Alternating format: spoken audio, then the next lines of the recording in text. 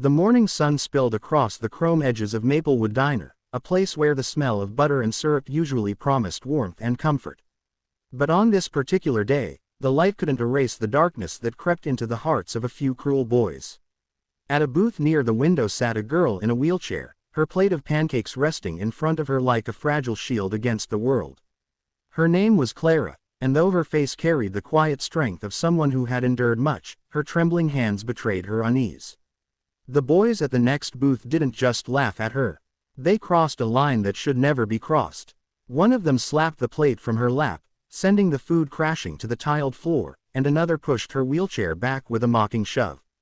The diner froze. The laughter of the bullies rang louder than the clatter of falling plates. Clara's eyes welled with tears. She tried so hard to hold back, but humiliation burned hotter than pain. If you believe that kindness should always conquer cruelty, that second chances matter, and that no one deserves to be treated this way, take a moment right now to like this video, comment, share it with others, and subscribe to Kindness Corner.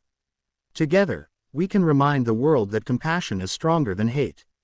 Clara's life had never been easy. She was born with a spinal condition that left her reliant on a wheelchair. But her parents always told her that her spirit was meant to soar, even if her legs could not. She clung to that belief, though the world often seemed determined to crush it. Every day she faced quiet stares, whispered remarks, or the pitying smiles of strangers who couldn't imagine her life. But what she faced that morning in the diner went far beyond pity. It was cruelty sharp enough to wound the soul. As the boys cheered, others in the diner lowered their heads. Some shook their heads in disapproval, but did nothing. The waitress, her hands full of coffee cups, froze in the aisle, fear etched on her face. Clara bent down awkwardly, trying to gather her pancakes with trembling hands, desperate not to make more of a scene. That's when another hand reached down, not rough, not mocking, but gentle. An older man, gray at the temples, quietly picked up the plate and set it back in front of her. "Don't mind them," he whispered, but his eyes darted nervously toward the gang of teenagers.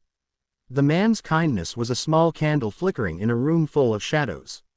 But Clara still felt exposed, broken in ways no one could see.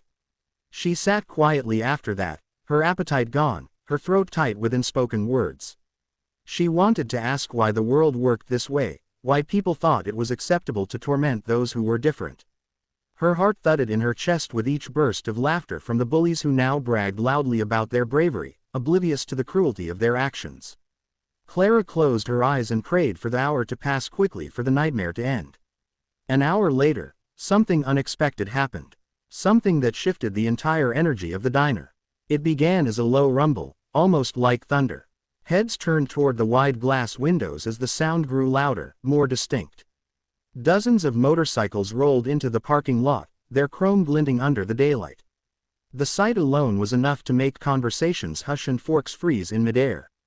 The unmistakable insignia of the Hells Angels was emblazoned on their leather jackets as they parked in a perfect line, engines growling like an approaching storm. The bullies, who just moments ago carried themselves with arrogance, suddenly grew restless. Their smirks faltered. Everyone knew the reputation of the Hells Angels: fierce, fearless, and unafraid to stand their ground. When the door of the diner swung open, the bell jingled softly, but the silence that followed was louder than anything. A towering man with a beard and steel-hard eyes walked in, his vest heavy with patches. Behind him came another, and then another, until the diner felt smaller, its air charged with tension. Clara's eyes widened, her pulse racing with both fear and wonder. The man at the front scanned the room, his gaze sharp as it swept over the bullies. Then his eyes softened when they landed on Clara. It was as though he understood everything without a single word being spoken. He stepped closer, his boots heavy on the tiled floor, and knelt beside her. For the first time since that morning, Clara didn't feel small. She felt seen, protected. The leader, whose name was Rur, turned his head slowly toward the bullies. They sat frozen, pale faces, betraying their guilt. No one dared laugh now. Rur's voice was low, steady, but powerful enough to cut through the silence. Though Clara couldn't hear his exact words, she saw the shame wash over the bullies' faces as their bravado melted away. One by one, they slid out of the booth and stumbled toward the exit, heads lowered, avoiding every gaze. They didn't dare meet Clara's eyes again. Outside, the motorcycles formed a wall of steel and leather, ensuring the boys' humiliation was complete before they fled. But Rur didn't stop there. He called over the waitress, placed a large bill on the table, and told her to bring Clara anything she wanted. Pancakes, milkshake, pie, the whole menu if she liked. He told her she was stronger than any of the cowards who had tried to break her spirit.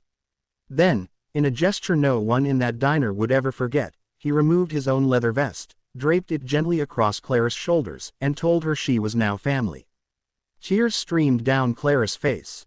Not tears of humiliation, but tears of gratitude. In that single hour, her life had shifted. What began as a morning of pain became a moment of profound transformation. She realized kindness can come from unexpected places and that sometimes the fiercest-looking people carried the softest hearts.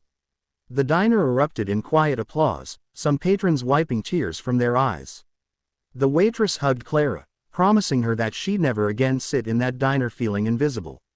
For the first time in a long time, Clara felt a surge of hope. She realized that though cruelty existed, so did courage. And sometimes strangers could step in to rewrite the ending of your story. If this story has touched your heart and reminded you that kindness can rise even in the most unlikely of places, please take a moment to like this video, share it with friends, subscribe to Kindness Corner, and leave a comment below. Your support helps us continue spreading stories that inspire and heal. Before we end, I have one special request. Comment below what you would have done if you were in that diner that day. Would you have stood up for Clara? Your words might inspire someone else to act with courage when the moment comes.